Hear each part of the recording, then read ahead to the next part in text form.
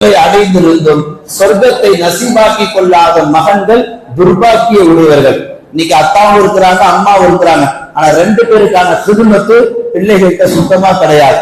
இது ரமலான் மாசம் தானே.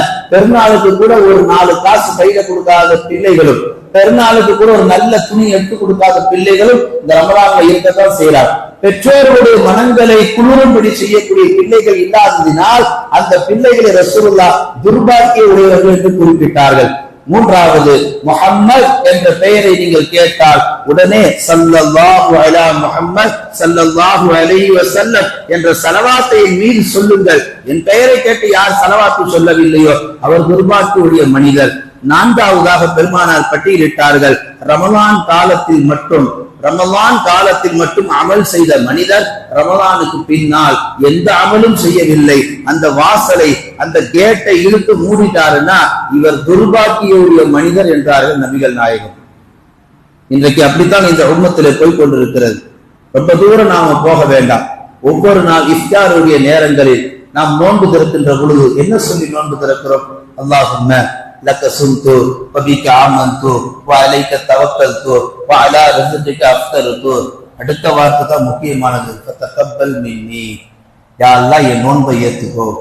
அந்த வார்த்தை அங்க இல்லைன்னா நோன்புக்கு துஆவுக்கு வேலையே கிடையாது.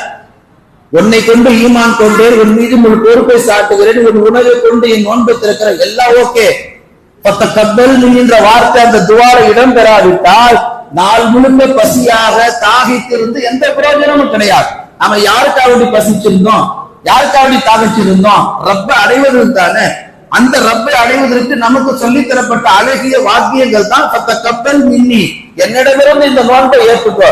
வெறுமனே ரமலான்ல நோன்பு திறக்கிற நேரத்துல மட்டும் என் நோன்பை ஏற்றுக்கோ அப்படின்னு சொல்ற சமுதாயமா இல்லாம என்னுடைய எல்லா அமல்களையும் என்னுடைய எல்லா காலத்திலும் நீ ஏற்றுக்கொண்டு கேட்கக்கூடிய சமுதாயமாக நாம் இருக்கணும் அல்லவா?